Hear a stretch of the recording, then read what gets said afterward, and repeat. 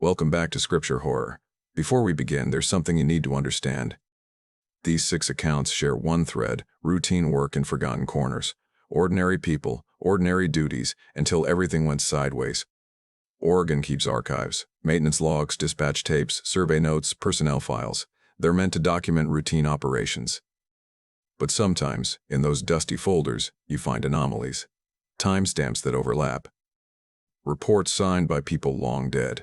Recordings that end in silence and static. I've spent nights piecing through these documents, and even now, parts of them defy logic. Segments that made me question whether I was studying official evidence or fragments of a nightmare someone tried to hide. Before we begin, subscribe to Scripture Horror for more real reports, real documentation, no embellishments, no theatrics, just the facts that don't fit anywhere else. And a warning. By the 3rd story, you'll understand why several Oregon service roads were erased from state maps. No one explains it publicly. After tonight, you'll know. Let's begin with the first case. My name is Carlos Rivera, and I've been a licensed septic system inspector for the Oregon Department of Environmental Quality for 12 years. I started right out of college with a degree in environmental science, thinking I'd make a difference, protecting Oregon's groundwater, doing something that mattered. My dad always said I had a strong stomach. Growing up on his dairy farm, I'd seen plenty of disgusting things. Dead cattle bloated in the summer heat, manure lagoons that made your eyes sting and your throat burn. But nothing prepared me for what I found in the Umpqua National Forest on March 8, 2019. I should have known something was off that morning. My hands were shaking before I even had my coffee. It wasn't caffeine or nerves. It was instinct. That gut-deep dread you can't explain but know is trying to warn you. The call came in at 8:42 a.m. Janet, my supervisor, dropped the file on my desk with that tight look she gets when she doesn't want to think too hard about what she's sending someone to do. Court-ordered inspection, she said. 32001 Timber Creek Road. Neighbors are complaining about a sewage smell and contaminated well water. Property owner hasn't responded to any notices. I glanced at the file. Robert Chen, 53, lived alone on 10 acres of forest. The complaints had started 6 months earlier. Neighbors reporting raw sewage smells, then their wells testing positive for contamination. The health department had tried to reach him dozens of times. Nothing. It was like he'd vanished. GPS coordinates are in the file, Janet added. Cell service is spotty up there. Keep your radio on.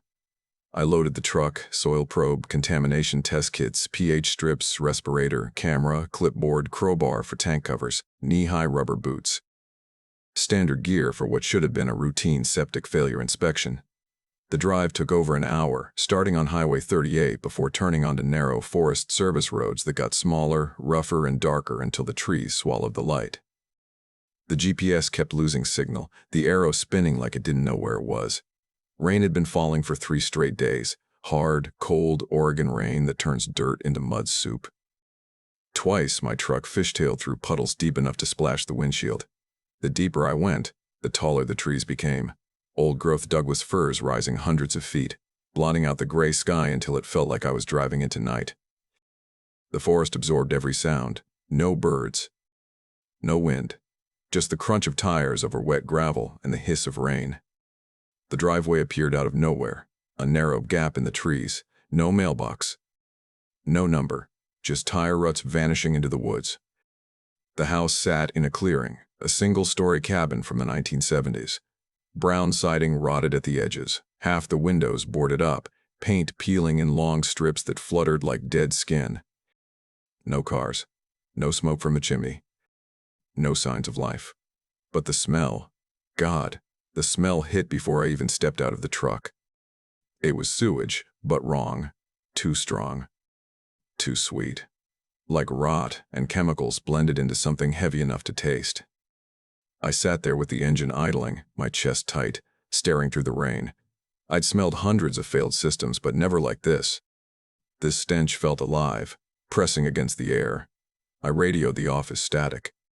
No cell signal. If something went wrong, help would be 45 minutes away through mud and rain. But I had a job to do. I pulled on my boots, adjusted my respirator, grabbed the probe and clipboard, and stepped out. Mud clung to every step. Rain tapped steadily on my hard hat like anxious fingers. The septic tank, according to the records, was about 20 feet behind the house. I followed the usual routine test, the soil every few feet. The readings were insane. Contamination levels nearly 400% above safe limits. In 12 years, I'd never seen numbers that high. Then I saw it, the drain field. The ground was black and slick, puddles of oily liquid bubbling up from the soil, reflecting the gray sky like filthy mirrors. The grass was dead in a perfect rectangle, just where the pipes ran underground. I took photos, logged everything, my pen shaking in the rain. The smell grew thicker, sweet and acidic, burning my throat even through the mask. That's when I found the tank cover. Buried under leaves and mud, concrete lid skewed slightly open, bolts loose. Fresh tool marks on the metal bright scratches that hadn't had time to rust. That stopped me cold. Homeowners never open these things themselves. It's dangerous. One breath of hydrogen sulfide gas can kill you. Most people don't even know where their tank is. I keyed the radio again. "Janet, this is Carlos at Timber Creek. The contamination's off the charts, and someone's been inside the tank recently." Static, then her voice broke through. "Copy that." "How bad?" "Bad enough we might need hazmat. The smell's chemical stronger than normal." "Document everything," she said. "Get out if you feel unsafe." I should have listened. I should have left right then. But I'm stubborn. I'm good at my job. I've never walked away from a contaminated site, and I wasn't about to start now. I put on my gloves, tightened the respirator, and wedged the crowbar under the heavy concrete lid. It lifted with a groan. The smell that poured out was indescribable. It cut through the mask like it wasn't even there. Sweet, chemical, rotten, and something else underneath. Something that felt wrong in a way my brain couldn't label. Every instinct screamed at me to run. I stumbled back, coughing, my flashlight trembling in my hand as I aimed it down into the darkness. What I saw shattered me. Floating in the black liquid weren't just sewage solids. There were pieces of clothing, jeans, a red jacket, a white sneaker still laced, and beneath them, pale shapes my mind refused to accept, bones. Ribs poking through the surface. Part of a skull, empty eye sockets staring up. An arm bone with a digital watch still blinking red numbers in the dark. My flashlight slipped, clattered off the concrete, spun once, and went out. Darkness swallowed everything. Just the sound of liquid lapping against the tank walls and that smell pressing into my lungs. My body froze. I finally understood this wasn't a septic tank anymore. It was a grave. A chemical grave where human bodies had been dissolved. My hands shook so violently I could barely key the radio. "Janet! I need police up here right now." Static, then her voice, sharp. "Carlos, what's wrong?" "You're breaking up." "There are bodies in the tank," I screamed, backing away. "Human bodies. Say again." "Did you say bodies?" "Human remains. Send police and hazmat now." I kept backing up until my boot hit a tree. I turned and vomited into the ferns. My lungs burned. I'd inspected the worst sewage disasters in Oregon, but nothing like this. This wasn't a failure. This was deliberate. Someone had been using the tank to dissolve people. Where was Robert Chen? I staggered to the truck. The radio crackled again. "Carlos, police are en route." "Don't touch anything else. How many bodies are we talking about?" I looked back at the open tank. Even from here, I could see 3 skulls floating in the chemical soup. "At least 3, I said. "Maybe more." Silence. Then, "Jesus Christ." "Stay in your truck. Backup's on the way." But I'd already been exposed. I'd been breathing those fumes for almost 20 minutes. My throat felt raw, my skin prickled with invisible fire. I rolled down the window, gasping for clean air that didn't exist. 45 minutes later, sirens broke through the rain. 3 sheriff cruisers, a fire truck, an ambulance. Civilization arriving at the edge of hell. Detective Sarah Kim was the first out, a small woman with steady eyes. "Show me," she said simply. I led her to the tank, staying upwind. Even she went pale when she looked inside. "Holy shit," she whispered. "How many?" "At least 3 skulls. Maybe more underneath." An hour later, the hazmat team arrived, suiting up before approaching the pit. I watched from my truck as they worked in silence, rain streaking their plastic face shields. Detective Kim slid into the passenger seat beside me. "The property owner, Robert Chen," she said, flipping through her notes. 53, unemployed, moved here about 8 years ago. Neighbors say he kept to himself. No visitors. When did he disappear? Best we can tell, about 6 months ago. Right around when the complaint started. She stared through the windshield at the men in yellow suits. 6 months of decomposition in chemicals. That explains your contamination readings. How many people? I asked quietly. 8, she said. Maybe more. We won't know until they pump it out. 8 people. 8 human beings reduced to sludge in an Oregon septic tank. The investigation lasted 11 days. They drained the entire system, carefully sifting through the remains. The chemical mixture lye and sulfuric acid was industrial strength. Jen had bought the materials from different suppliers, small quantities each time to avoid suspicion. 8 victims total. All reported missing over the past 7 years. 2 college students from Eugene, a hiking couple from Portland, a truck driver, and 2 teenagers who'd gone camping near Roseburg. But the worst revelation came later. The FBI found 3 more properties in different counties with identical contamination signatures, all serviced by the same septic company. A company Chen owned under a different name. It wasn't just one man, it was a network. A group using septic businesses to dispose of murder victims, hiding their crimes behind environmental paperwork and the smell of sewage. Chen was caught 3 weeks later in a Nevada motel. DNA evidence tied him to all 8 victims. 3 partners, men he'd worked with, were arrested the same day. By then, 22 neighboring families had been drinking poisoned groundwater. The chemical mix had seeped into the aquifer. 19 people were hospitalized. 3 nearly died from liver toxicity. The EPA declared it an environmental disaster. Cleanup cost over $10 million and took 8 months. They had to truck in clean water for the entire area. As for me, the blood tests came back 2 weeks later. Severe chemical exposure. My lungs showed scarring from inhaled acid vapor. My liver enzymes were dangerously high. The doctor told me I'd need lifelong treatment. The good news, he said gently, is that we caught it early. You'll recover most of your lung function. But no more field work, no more exposure. That was it. 12 years of experience, gone in one afternoon.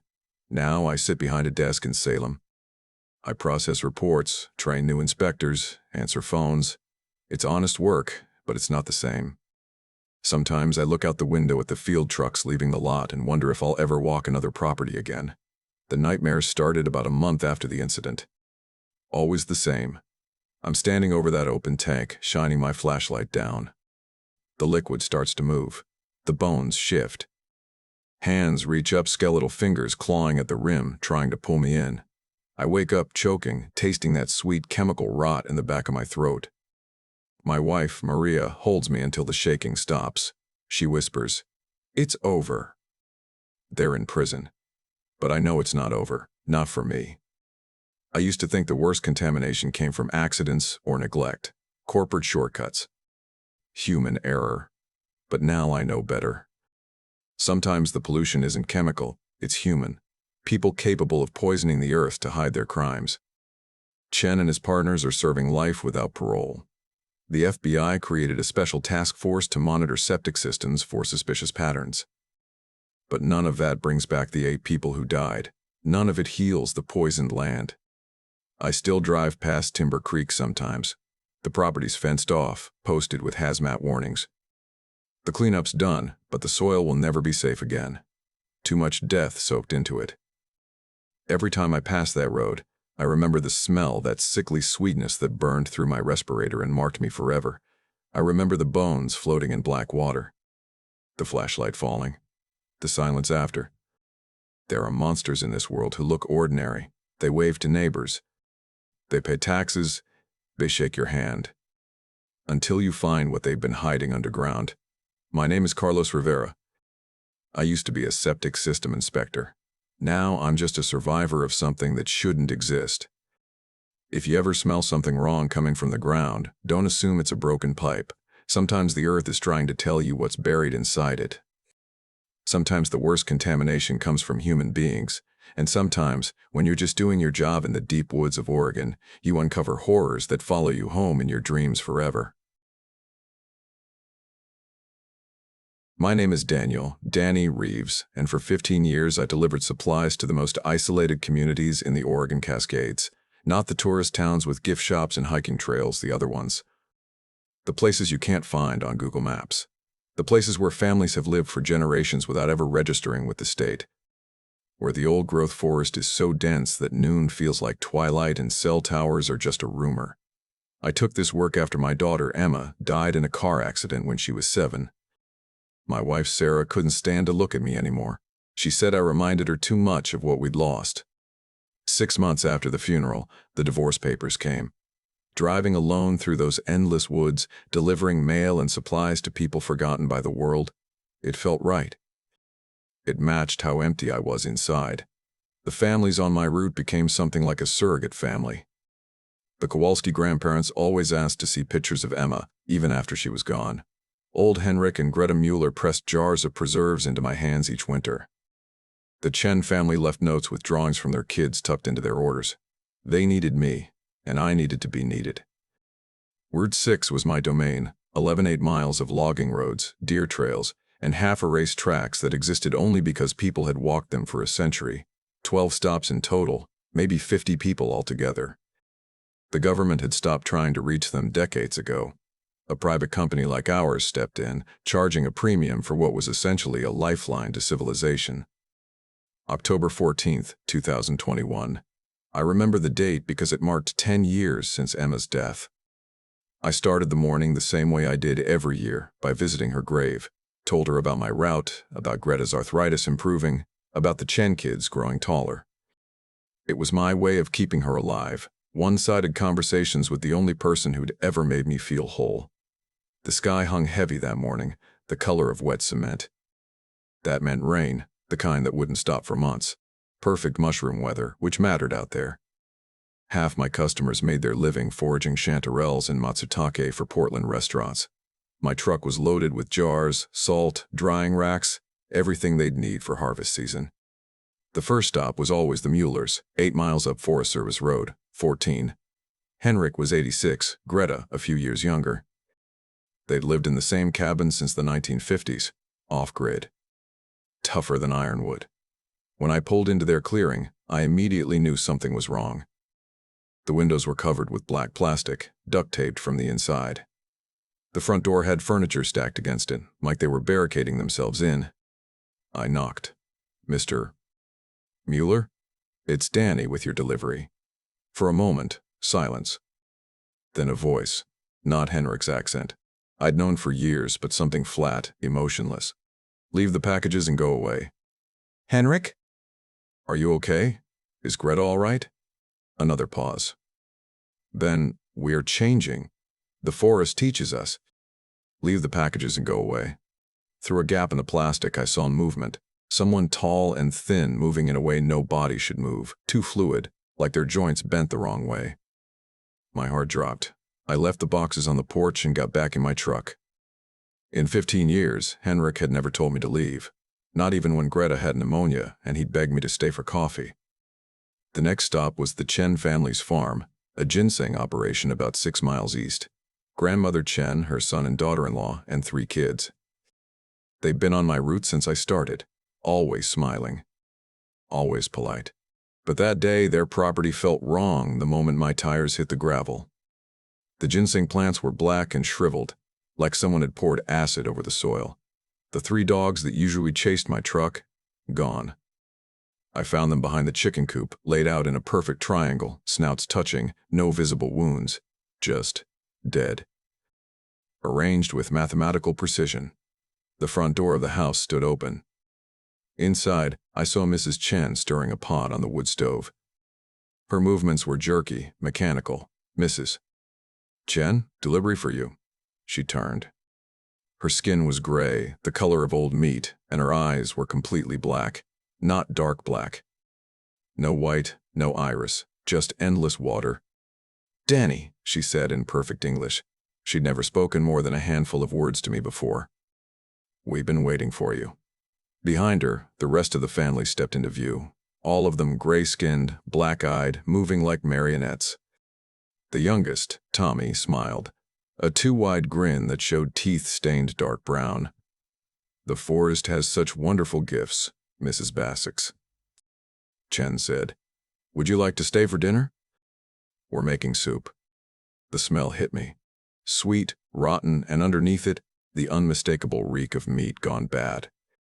I have to finish my route. Maybe next time." "Next time," she echoed, smiling. "Yes, next time you'll stay." I backed away fast. When I glanced in my mirror, they were all standing in the doorway, perfectly still, watching me drive away.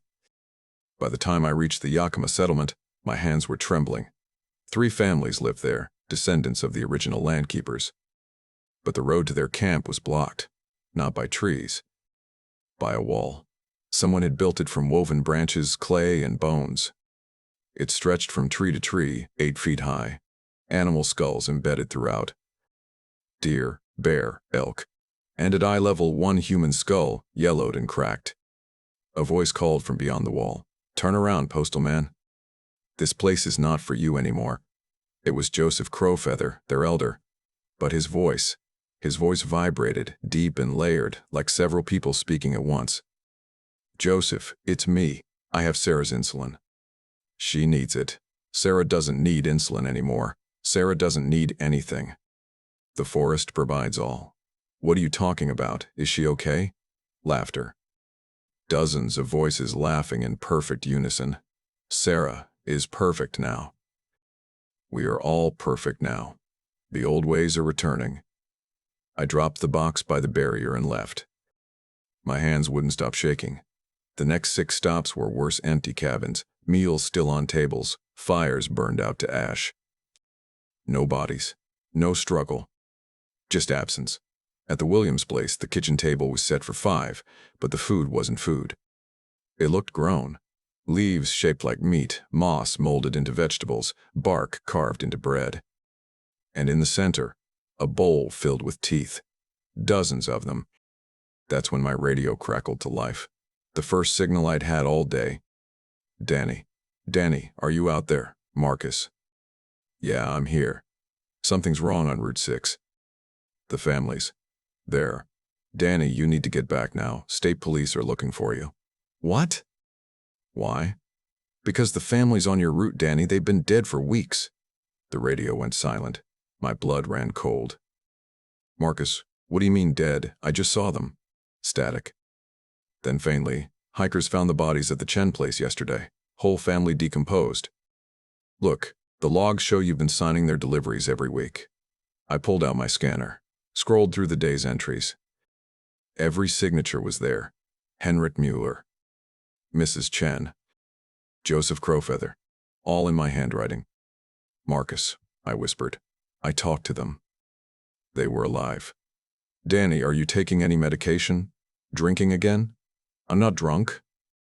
"I'm telling you something's happening out here. Just come back. Let the police handle it." I turned the truck around. The forest was darker than before. The rain had stopped, but the air felt thick, alive somehow. When I reached the Chen clearing again, I stopped. I had to see it. Had to prove to myself I wasn't insane. The farm was gone. No house, no fields, no co-op, just forest. Ancient, towering trees where open land had been hours earlier. The ground was undisturbed except for a perfect ring of white mushrooms, 20 feet across. I stepped into the circle. The silence was absolute. No wind, no birds, not even the hum of distant rain. Then I saw them. Bones scattered across the moss, human bones, arranged in patterns that made my eyes ache. Nestled among them were my packages, soaked through with rain that hadn't been falling when I left them there. I ran back to my truck, breath ragged, and hit the gas. The forest blurred past, but the road stretched on forever, as if the mountain was folding around me. The sun was setting impossible since it had been afternoon minutes ago. My radio crackled again. "Danny." It was Emma's voice. My daughter's voice. "Emma? Why didn't you come find me, Daddy?" My heart stopped. "Baby, you died." I've been waiting in the forest. With the others. The forest takes care of us now. Emma, that's not real. You're not. I'm as real as Henrik and Mrs. Chen. The forest makes us real when you need us to be. The truth hit me like lightning. How long? I whispered. Since you started coming here, she said softly. Since you needed a family. I pulled over. Put my head in my hands. I'm losing my mind. Not crazy, Daddy. Just sad. The forest understands sadness. It makes sad people whole again. I looked up, and they were there. All of them. Henrik and Greta, the Chens, Joseph Crowfeather, the Williams family, standing silently among the trees. They looked alive, normal. The way I remembered them. Henrik waved. Tommy Chen grinned and held up a drawing. Mrs. Williams called, "Thank you, Danny." And standing beside Joseph holding his hand was Emma. 7 years old, forever. Wearing her pink dress. "You can stay with us, Daddy," she said. "You'll never be alone again." I wanted to. God, I wanted to. To see her smile again. To stop hurting. To stop driving through an empty world. But I didn't. I drove away, sobbing so hard I could barely see the road. The police found me 12 hours later in a diner parking lot in Sweet Home. I couldn't talk, couldn't explain. They took me to a hospital, then to questioning. The investigation took weeks. They found bodies scattered across miles of forest. Old remains, some dating back decades. Henrik had died in 1998. The Chen family murdered in 2005. The official conclusion was a prolonged psychotic break triggered by grief. That I'd been hallucinating for years, forging signatures to justify my delusions. They were wrong. It wasn't madness.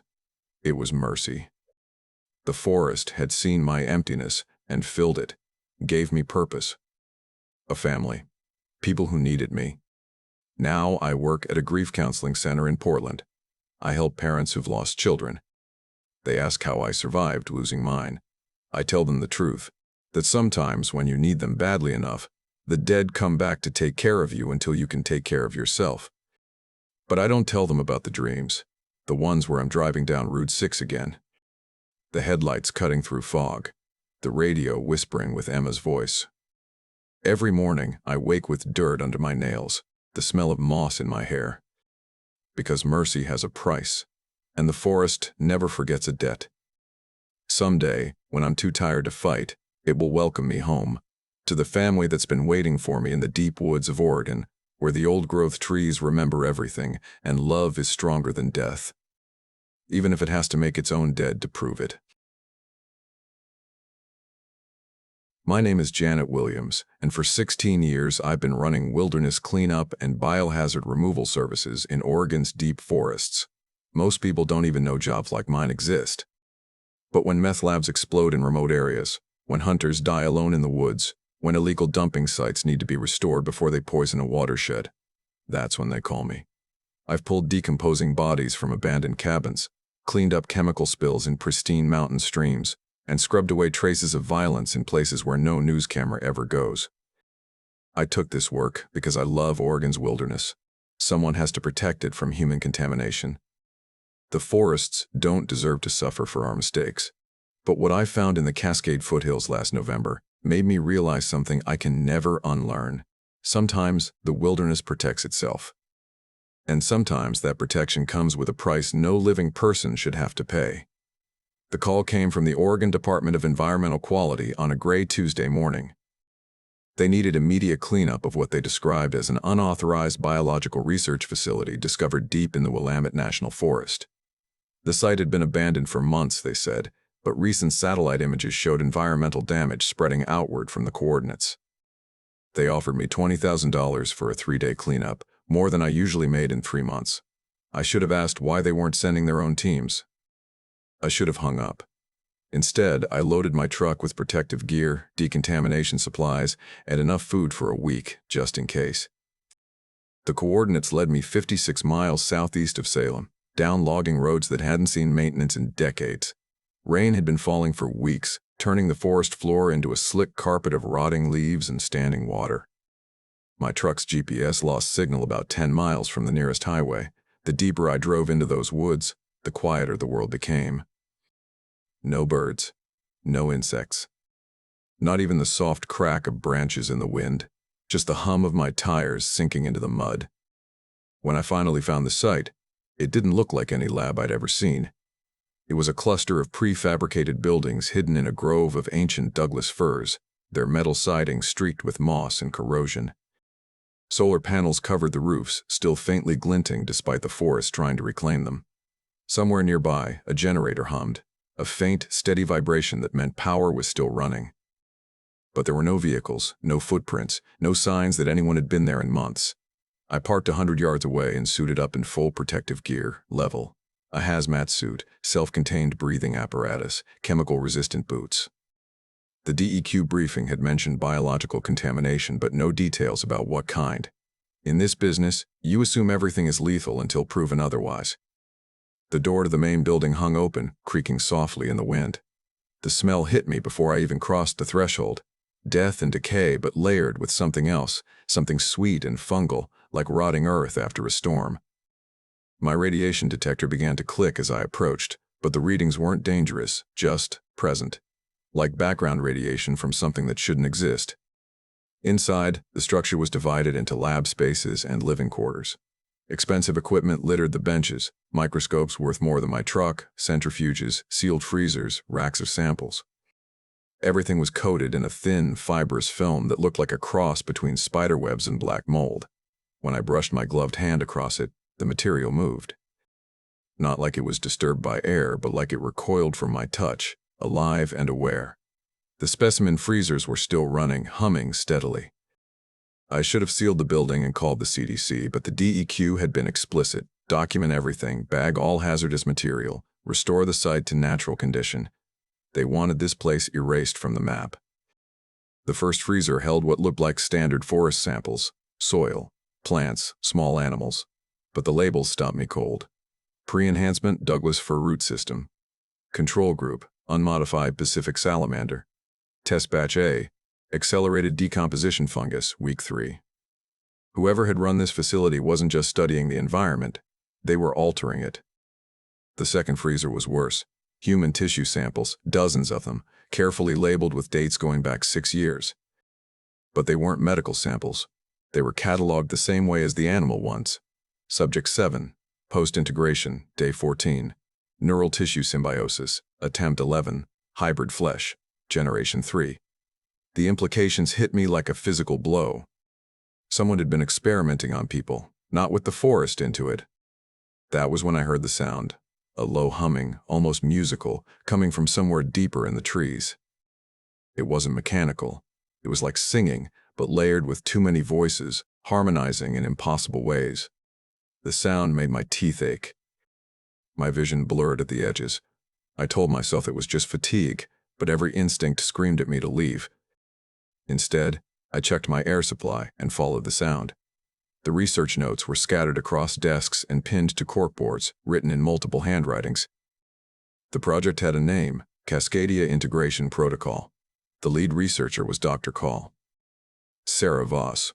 Early notes were methodical references to mycorrhizal networks, the underground fungal webs connecting trees across vast distances. Voss believed she could use those networks to expand human consciousness beyond individual bodies, to literally merge people into the forest ecosystem. Becoming one with the land, she wrote. The later notes grew erratic references to voices in the root dark, to volunteers who have joined the network. The final entry, integration complete. We are home.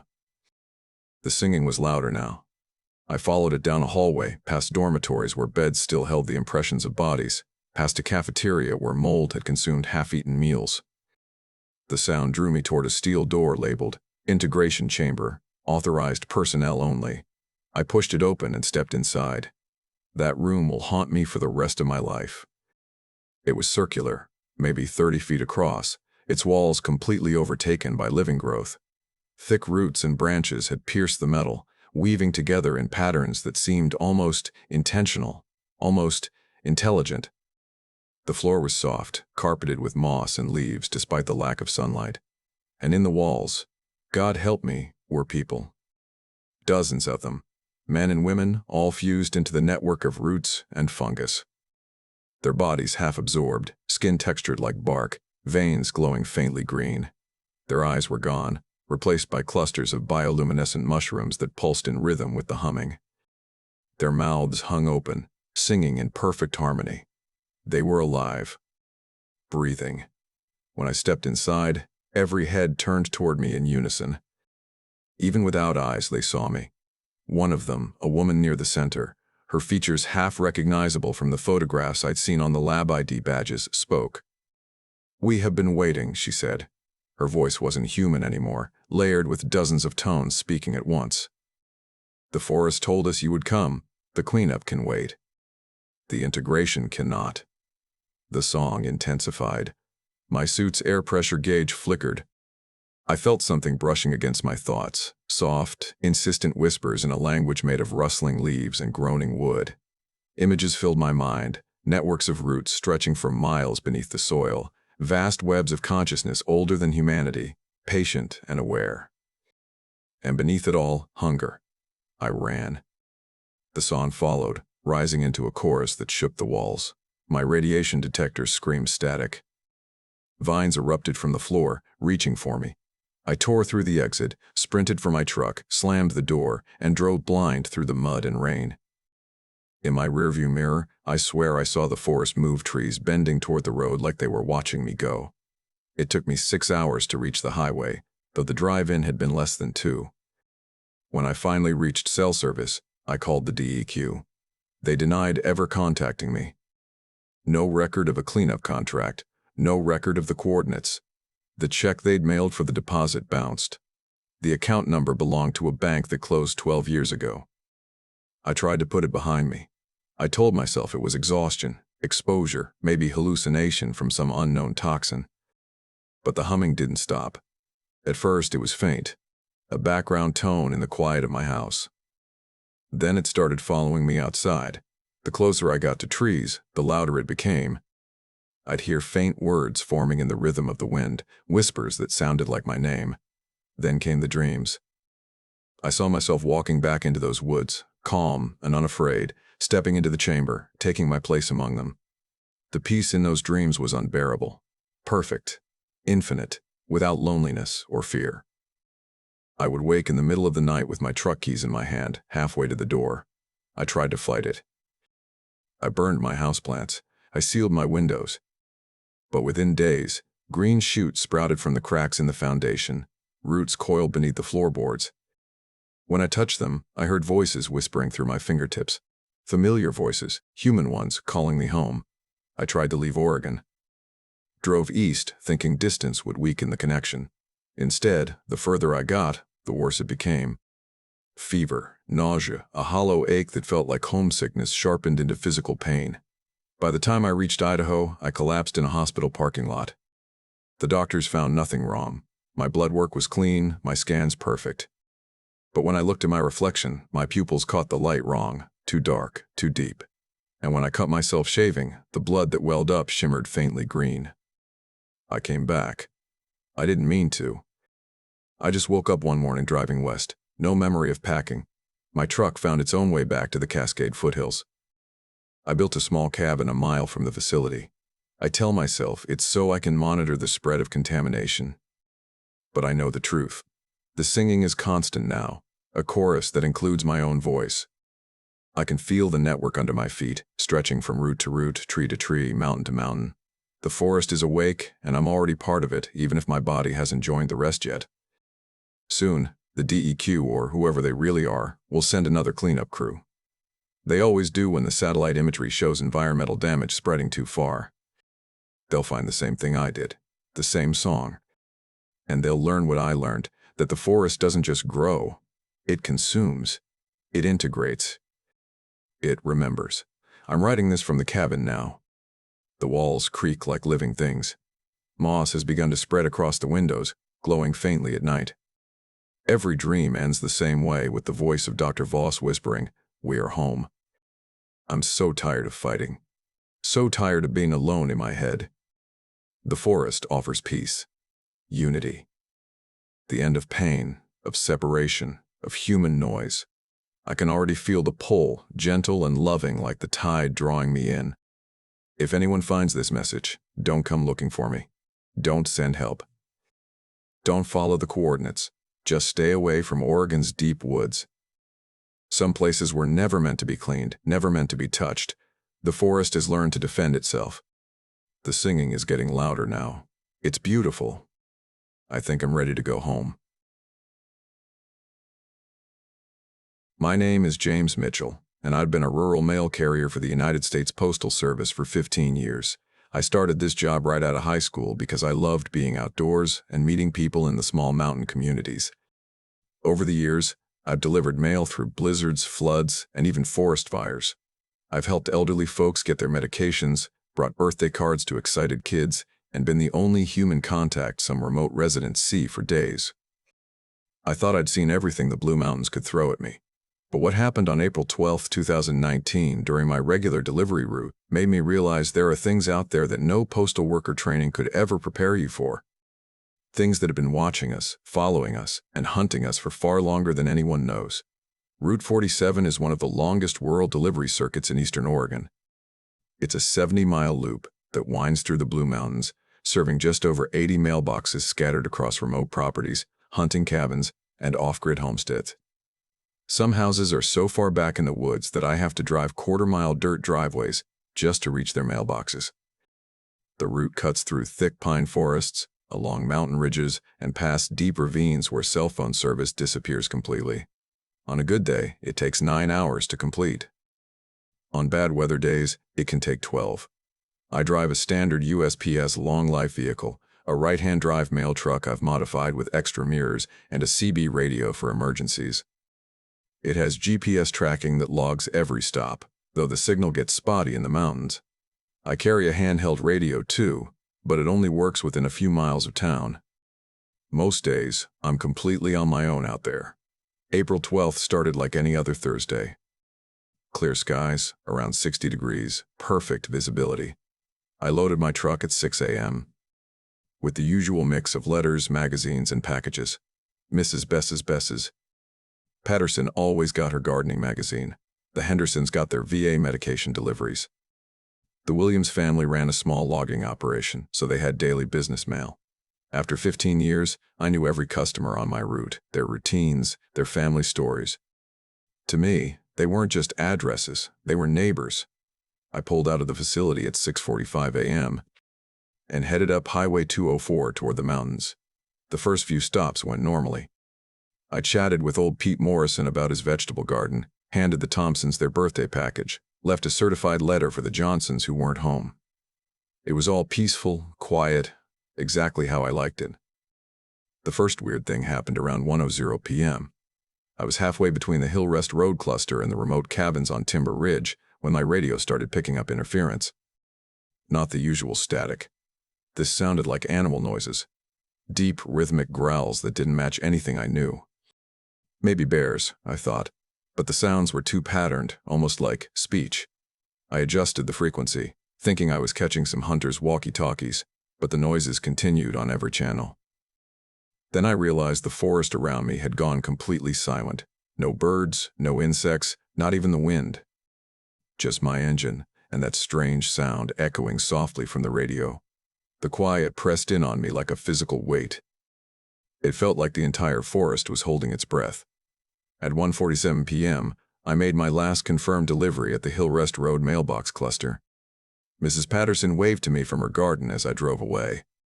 Later, she told police she saw something large moving through the trees behind my truck, something walking upright, keeping pace with my vehicle, but staying just out of view.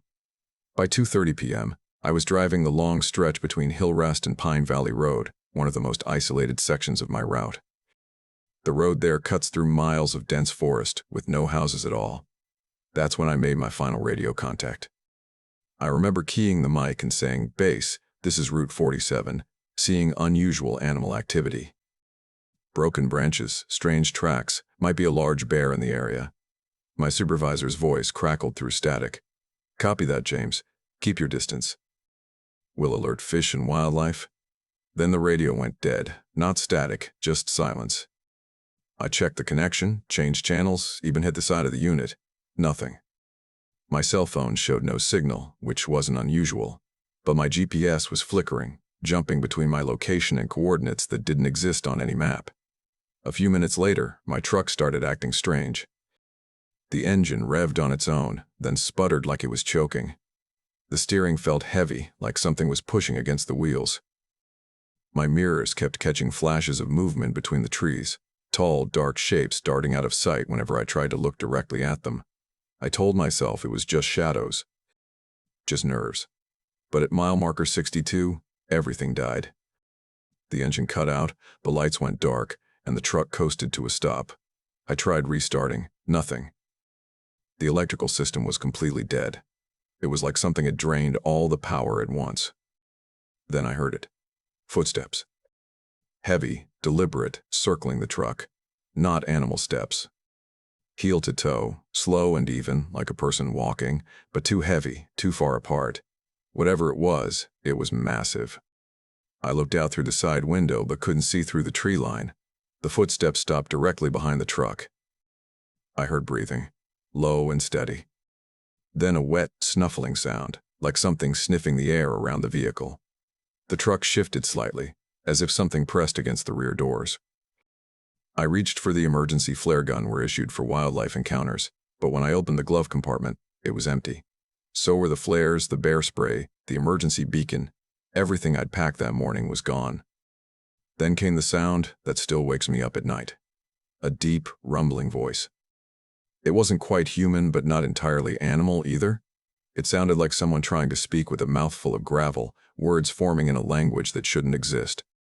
The voice came from directly outside my door.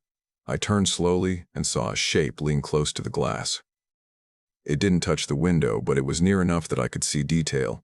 Dark, matted hair, muscles like corded steel, and eyes. 2 black, intelligent eyes studying me. The proportions were all wrong. The head too large, the arms too long, the torso too broad. It made that grinding voice again, and this time something else answered from the opposite side of the truck. There were 2 of them. The vehicle rocked as they moved around it, touching the doors, testing the frame, pressing their hands against the panels. I could hear their nails scraping against metal. They were curious, studying, learning. One of them tugged the door handle. The metal groaned but held. I knew the locks wouldn't last long. My survival instincts kicked in. I crawled into the back of the truck, careful not to make noise, and opened the rear doors as slowly as I could.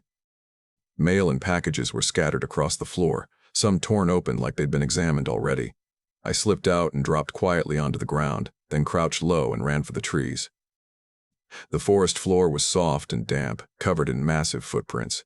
Each print was nearly 20 inches long, sunk deep into the earth. Some were fresh, others older, layered like these creatures had been here for generations, studying us, waiting. I made it maybe 50 yards into the trees before I heard that sound again, a guttural roar, so loud it made my chest vibrate. It wasn't a warning. It was excitement. They'd realized I was gone, and now they were hunting. I ran, crashing through the underbrush, aiming for Pine Valley Road, hoping to reach another car or cabin. But every direction I turned seemed to loop me back toward the truck. It was like the forest itself was turning me around. Paths that should have gone downhill suddenly curved back uphill. I started seeing my own footprints again. They were hurting me. The creatures didn't rush. They followed at their own pace, breaking branches and moving through the trees with purpose. I could hear them communicating in that gravelly language, coordinating. I stumbled through the darkening woods for what felt like hours, though it couldn't have been more than 30 minutes, until I burst into a clearing I'd never seen before. In the center was a cave entrance, half hidden by fallen trees and moss. It was enormous, 20 feet wide, 10 feet tall. A foul smell rolled out from it, rot, musk, and something metallic, like blood. Scattered around the entrance were bits of fabric, metal, and plastic. I stepped closer and saw what they were: postal uniforms, shredded mail bags, rusted truck parts. Some looked decades old. That's when it hit me. I wasn't the first carrier they'd taken. The 2 creatures emerged from the tree line, towering and confident. Up close, they were almost human, but warped, their faces covered in coarse hair, their eyes too deep, their movements too deliberate. Around their necks hung crude necklaces made from postal name tags, patches, and keys. They didn't attack. They just surrounded me, forcing me toward the cave with steady, silent steps. Inside, the cavern opened into a massive underground chamber glowing with faint blue light from phosphorescent moss. The walls were lined with postal relics, arranged like trophies, uniforms, badges, route maps, broken radios, even bundles of unopened mail. In the center stood a cage made of truck parts welded together. Inside were bones, human bones, mixed with shredded blue fabric. They kept me there for 3 days. I don't know how I survived. They brought me water dirty but drinkable, and watched from the shadows. Sometimes they mimicked my voice, repeating words I said, studying how they sounded. I realized they weren't mindless beasts. They were intelligent, ancient, organized. They had their own hierarchy, their own way of communicating. I began to understand they saw us as intruders. My route, my truck, my uniform, all of it was a violation of their territory. They'd been studying carriers for decades, maybe longer, learning our habits, our technology, even our language. I saw evidence of others, dozens of names from missing carriers, badges from the 1970s and 80s, all displayed like warnings. On the 4th day, I woke to the sound of helicopters. Search and rescue teams had tracked my GPS signal before it went dead. The creatures grew agitated, grunting and snarling at each other. While they argued, I used a jagged piece of metal from the cage to pry the lock loose. I ran for the cave entrance as the searchlight swept the trees. I barely made it out before armed rescuers descended from a rope line. Gunfire erupted. The creatures retreated into the tunnels, their roars echoing like thunder. I collapsed just as the team reached me. When I woke up, I was in the hospital in La Grande, suffering from dehydration, exposure, and what the doctors called severe trauma. The official report said I was attacked by unknown wildlife. That's all it ever said. The Postal Service quietly reassigned me to a city route and sealed my personnel file. Route 47 was permanently discontinued. They said it was due to budget cuts and low mail volume, but everyone in the mountains knows the truth. The residents now drive 20 miles to town to collect their mail. The cave entrance was sealed with explosives. They said it was for safety reasons, to prevent curious explorers from getting hurt. But sometimes, late at night, when I drive out toward the foothills, I park where I can see the overgrown blast site. On calm evenings, when the air is still, I swear I can see smoke drifting between the trees. And if I roll down my window, I can almost hear it. That same low, rumbling voice, calling out from somewhere deep underground, answering another voice farther away. My name is Bobby Martinez, and I've been delivering food for DoorDash, Uber Eats, and Grubhub for 2 years now. I dropped out of Portland State when I couldn't afford tuition anymore and started hustling with these delivery apps just to make rent. I drive a 2008 Honda Civic with over 200,000 miles on it. I know every shortcut, every apartment complex, every sketchy neighborhood in the Portland metro area. I've delivered to drug dealers, drunk college kids, and lonely old people at 2 in the morning. I thought I'd seen it all. But what happened on December 3rd in the Mount Hood forest changed everything I thought I knew about this job. Sometimes, the person ordering your food isn't planning to eat it themselves.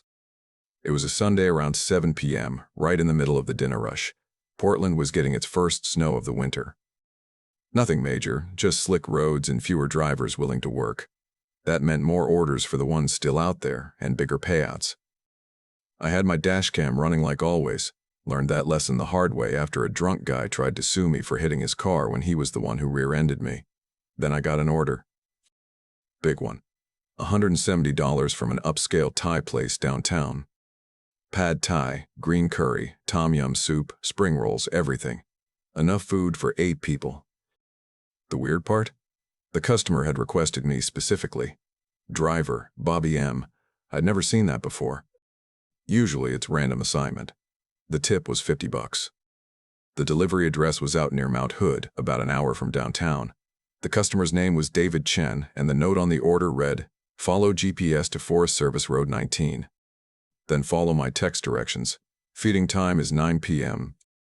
Sharp. Do not be late. Feeding time." That was strange.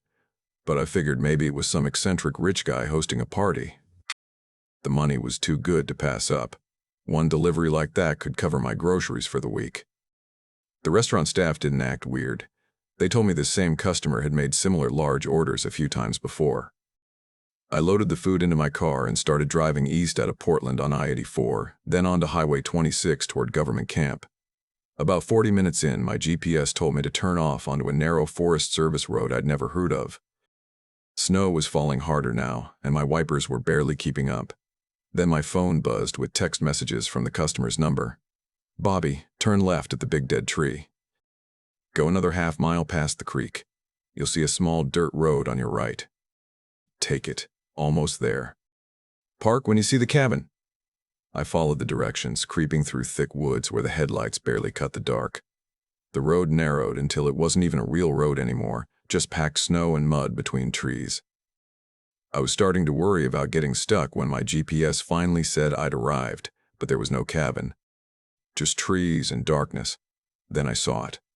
A faint orange glow deeper in the woods, maybe 70 yards off the road. My phone buzzed again.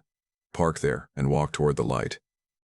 Door will be unlocked. Leave the food on the kitchen table. You can go." I grabbed the thermal bags and my flashlight, stepped into the snow, and started walking. The air was cold enough to bite through my jacket. My breath came out in thick white puffs. The cabin appeared through the trees, old, weather-beaten, but lit from inside. Smoke drifted from the chimney. At least someone was home. I knocked. No answer. Waited a minute, knocked again. I could hear movement inside, furniture shifting maybe, but no one came to the door. Then my phone buzzed. "Just go in." Doors unlocked, kitchen table. The handle turned easily. The door creaked open. "Hello?" I called out. "Food delivery." No reply. Just that sound again somewhere deeper in the house. I stepped inside. The heat hit me first, way too hot, like a furnace running full blast. Then the smell. Not food. Something else. Like an animal enclosure that hadn't been cleaned.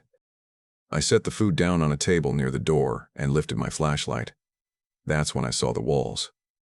They were covered with photographs, hundreds of them. All taped or pinned directly to the wood paneling. People. Faces. Not family portraits. These were terrified faces.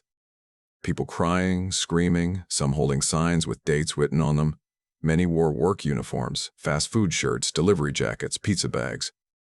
My chest went tight. I recognized some of the faces. Marcus Johnson, Uber Eats driver. Missing for 6 months. His photo had gone around on Facebook. Sarah Kim, Postmates driver. Gone around the same time. And dozens more. My hands shook as I grabbed my phone to call 911, but no signal. Nothing. I turned back toward the door, tried the handle. It didn't budge. It was locked. From the outside. "Hello?" I shouted. "Your food's here. I need to leave now." That's when I heard it. "Bobby." A voice from downstairs. "Bobby, come down here. They're hungry." Every instinct screamed to run, but I couldn't. I heard more voices, multiple, overlapping, desperate. "Bobby, help us. He's got our keys. Don't come down here. I should have broken a window." But instead, I opened the basement door. A light was on below. Wooden stairs led down. The smell hit harder. Rotten, wet animal mixed with something worse. The voices whispered again. "Up here." "Don't." But I was already halfway down. The basement was bigger than the cabin should have allowed, and it looked like a dungeon. 6 people chained to the walls, ankles bound with heavy iron. They were gaunt, pale, wearing delivery uniforms. DoorDash, Grubhub, Postmates. 2 of them I knew immediately. Marcus. Sarah. "Bobby, get out," Sarah whispered. "He's coming back soon. He always comes back after the food arrives." "How long?" I asked, fumbling with my phone again. Still no service. "Months," Marcus said. "Some longer. He keeps us alive on scraps. Makes us record messages for our families. Says it's safer that way." Another driver spoke up. "The doors lock automatically. Only he can open them." Then we all heard footsteps overhead. Heavy boots crossing the floor. "That's him," Sarah hissed. "Hide." There was nowhere to hide. The footsteps stopped above the stairs. "Bobby Martinez," a man's voice called down. "Thank you for bringing dinner." "Why don't you join us?" He appeared at the top of the stairs. Tall, late 40s maybe, wearing jeans and a flannel shirt. Looked normal except for his eyes, cold and hollow. "You've been very reliable," he said, descending slowly. 2 years of good service. Always on time, always professional. "I've been watching your route patterns, your schedule. You live alone. No girlfriend, no roommates." "Perfect." He was holding something in his hand, my car keys. "How did you—" "I went out to your car while you admired my photo collection." "Nice dash cam. I'll be keeping that too." He smiled. "The gig economy makes my hobbies so much easier." I stared at him. "The food, you're not eating it yourself." "Very good, Bobby." He walked toward a workbench, picking up a set of heavy chains. "I ordered just enough to keep them alive, but weak. You'd be surprised how long a body lasts with careful nutrition." He turned, eyes glinting. "I collect delivery drivers, people who vanish without anyone noticing. No schedules, no coworkers, no trace." He stepped closer, blocking the stairs. "Your phone won't work down here. The walls are lined with mesh, signal-proof. And your dash cam? Dead." I disconnected the battery myself. That's when Kevin, one of the older prisoners, whispered something that saved me. "Bobby, your charging cable." The thick one. I kept a heavy USB cord in my jacket pocket. Metal ends. Thick insulation. When the man turned to set the chains down, I lunged, wrapping the cable around his neck and pulling with everything I had. He staggered backward, gasping, clawing. I grabbed his keyring from his pocket. "Break the gas line," Marcus shouted. "Furnace corner." I swung a wrench from the workbench into the pipe feeding the old furnace. Gas hissed into the room. "Get the keys to Sarah," Kevin yelled. "She knows the locks." I threw her the keys. She caught them and fumbled with her shackles, freeing herself. Smoke was filling the room now. The man tore the cable off his neck, wheezing, furious. "Everyone ready to run," I said, flicking my lighter. The gas ignited with a thunderous roar. The basement erupted in fire and smoke. Sarah freed Marcus and the others while the man stumbled, coughing. I grabbed Sarah's arm, pulling her toward the stairs. Marcus followed, Kevin behind him. One of the drivers, a girl named Amy, was too weak. She fell behind as flames spread across the walls. We burst through the basement door into the burning cabin. I used the keys to unlock the front door. Cold air hit us like salvation. We sprinted toward my car, but when I turned the ignition, nothing. He'd sabotaged the engine. "The road!" Sarah yelled. "Run!" We tore through the snow, lungs burning. Behind us, I heard shouting, his voice closer every second. Halfway to the road, Marcus collapsed. Kevin stopped to help, and that's when the first gunshot rang out. Kevin fell. Another shot. Marcus screamed and dropped. "Keep running," Sarah shouted. "Don't stop." We burst onto the main road just as headlights appeared. A sheriff's cruiser. I waved frantically, screaming. The deputy slammed the brakes, jumped out, and we told him everything at once. Fire, gunshots, people chained in the basement. Backup came fast. The cabin was engulfed when they arrived. Amy died from smoke inhalation. Marcus died from his wound before paramedics could stabilize him. Kevin survived, barely. The man, David Chen, was arrested in the woods, burned and bleeding but alive. Over the next week, police dug up the remains of 14 other victims scattered around his property. He'd been doing this for nearly a decade, targeting gig workers specifically, using fake names, stolen cards, ordering food, tracking routes. My dash cam footage became crucial evidence. The FBI used it to train other agencies on predators targeting gig workers. I never went back to food delivery after that. I couldn't. Every time I got behind the wheel, I smelled that cabin again. Now I work in a warehouse. Steady hours. People always around. I also volunteer with a nonprofit fighting for gig worker safety laws. But what haunts me most is knowing David Chen had been watching me for weeks. My routes, my shifts, my habits. He knew exactly when I'd take the bait. And he wasn't the only one. After the story broke, police in 6 other states found similar cases. Men just like him. So if you deliver food, drive rideshare, or work alone, be careful. Don't take orders to remote places. Tell someone where you're going. Trust your gut. And if a customer ever requests you by name for a delivery in the middle of nowhere, skip it. The money isn't worth it, trust me. My name is Karen Davis, and I've been a licensed home inspector in Oregon for 12 years. I've crawled through thousands of basements, attics, and crawl spaces most people wouldn't step into in broad daylight. I've seen foundations rotted through with termites, faulty wiring waiting to spark a fire, and plumbing disasters that could flood a whole floor overnight. I thought nothing could surprise me anymore. But what happened on November 21st at 48 Forest Ridge Road changed everything I thought I knew about what could be hiding inside a house. The call came early Tuesday morning. A cash buyer needed a full inspection by Thursday. Rush work, double pay. My business had been slow that fall, and Christmas was coming fast, so I took the job without a second thought. The property was a 2-story farmhouse tucked into the Coast Range Mountains, remote, isolated, sitting alone on 20 acres of pine and Douglas fir. The kind of place city people buy when they want to disappear for a while. I met the real estate agent Janet around 9:00 a.m. She was standing beside her SUV, arms folded tight against the cold, watching the fog cling to the trees. Her smile was polite, but she looked uneasy. Agents always get nervous when inspectors arrive. Bad news can kill a sale. But this felt different. She unlocked the front door and hesitated before stepping inside. Previous owner died about 4 years ago, she said quietly. House has been empty ever since. Family's finally ready to sell. The air inside was freezing. No heat, no power, no life.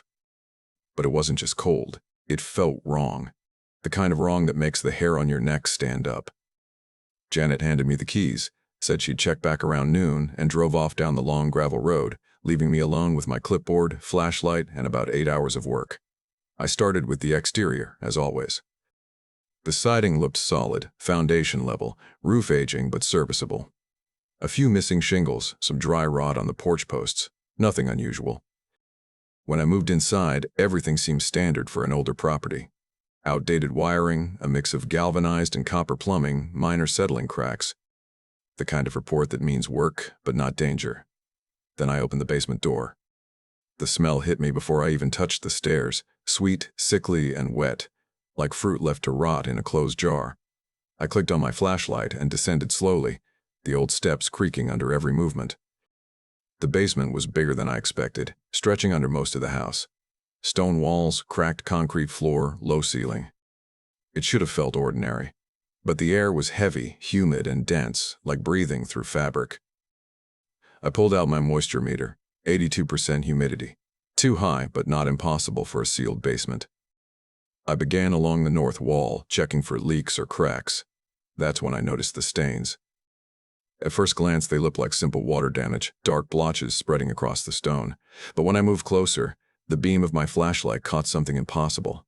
The black patches shimmered faintly, like oil on water. Mold, I thought. Just mold.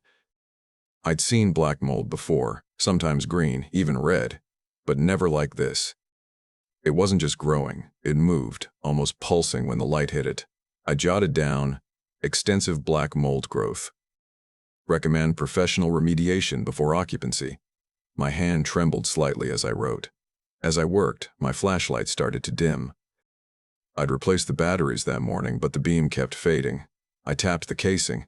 It flickered back, weaker each time. A few minutes later, I heard footsteps.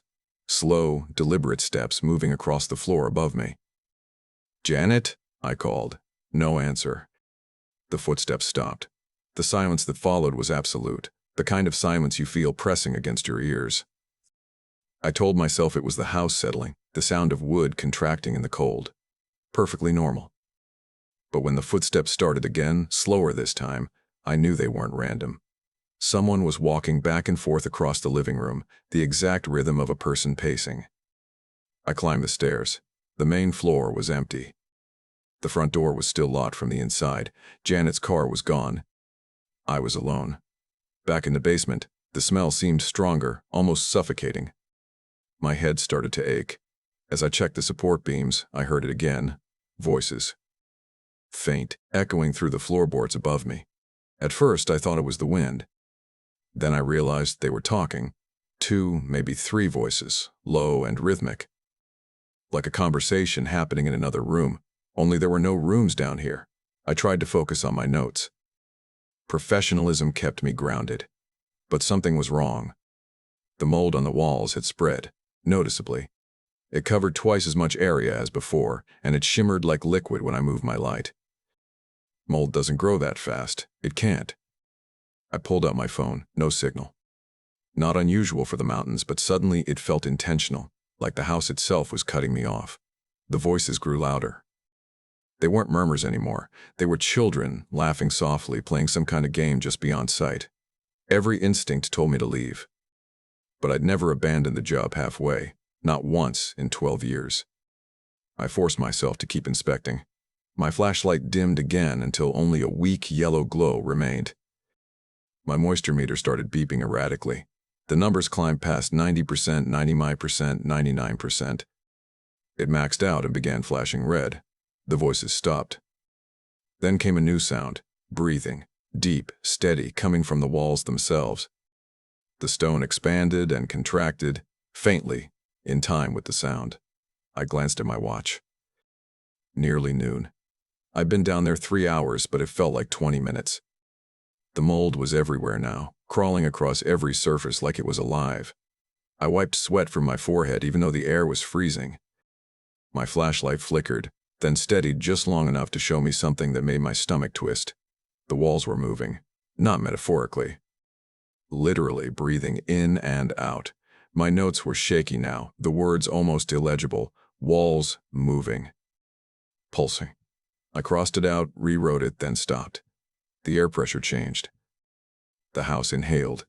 Then came footsteps again, this time on the basement stairs. Slow, measured. 1 step. Then another. "Janet?" My voice cracked. No response. Halfway down the steps stood a small silhouette, motionless. Child-sized. I raised my flashlight. The beam was so weak it barely reached the figure. I couldn't see a face, just the outline of a head and shoulders. "Who's there?" I said. Nothing. The shape didn't move, but the breathing in the walls grew louder, deeper. My moisture meter screamed at 100%. The air was thick enough to chew. I started backing away. The beam of my flashlight passed through the shadow instead of hitting it. That's when the whispering began. Voices, dozens of them, leaking from the stone walls all around me. Children, men, women, all whispering at once. "Help us. Let us out, please. We'd been here so long." I dropped my clipboard and ran for the stairs, but it felt like moving through syrup. The air resisted every motion. Behind me, the voices rose in a single pleading chorus. "Stay with us. Don't go." I stumbled up the steps and slammed the basement door shut. The sound didn't stop. It was everywhere now. In the floors, in the vents, in the walls. I tried the front door. It wouldn't budge. The key turned, but it was sealed tight, as if painted shut. Every window was the same, locked from within, unmoving. My phone still had no signal. My flashlight finally died, plunging the house into dim daylight filtered through dusty windows. For a moment, everything was still. Then I saw it, my reflection in the glass. Only it wasn't just me. Behind my reflection stood dozens of faint, translucent shapes. Men, women, children, all staring back with hollow eyes. Their mouths moved together, whispering the same words. "Join us." No one leaves. The room darkened, though the sun still shone outside. My reflection's lips were moving too now, forming words I didn't speak. The air turned syrup thick again. My chest tightened. My vision blurred. They found my body the next morning. That's what the report said, anyway. Janet returned around noon the next day when I didn't answer her calls. She found the front door unlocked but swollen shut, as if the wood had expanded overnight. Inside, everything smelled of decay and rot. My body was sitting upright against the basement wall, clipboard in my lap. The final line of my report was scrawled across the last page in shaking handwriting. They want me to join them in the walls forever. The coroner ruled cardiac arrest, exposure to toxic black mold. The CDC was called because the species they found didn't match any known strain. It secreted a hallucinogenic compound that caused vivid auditory and visual delusions, they said. But when the EPA sent a hazmat team to demolish the house, the workers reported hearing voices through their respirators.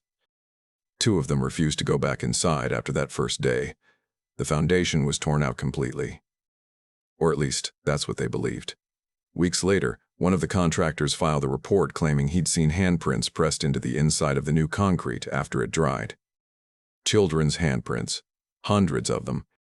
But those are just official reports. I know the truth. The mold wasn't what killed me. It was their voice, the house's voice, reaching out. That's how they communicate. That's how they spread. Because the ones trapped inside can't rest. They wait, whispering through cracks in wires, through wood and stone, waiting for someone like me to step inside long enough to listen. I thought I was inspecting an empty house, but the house was inspecting me, testing me, finding where I would fit. And now I'm still there. We all are. The previous owner who claimed the walls talked to him, the family who vanished before that, the workers who never came back. We're all here. Sometimes, when the fog settles in over the coast range, hikers say they can hear faint voices carried through the trees, like children laughing, echoing far below ground. The landowners say it's just wind coming down the ravine. But it isn't. It's us. When you walk near 48 Forest Ridge Road, listen closely. If you hear faint breathing behind the stone, don't answer. Don't touch the walls. Don't go inside. Because once you hear them clearly enough to understand the words, it's already too late.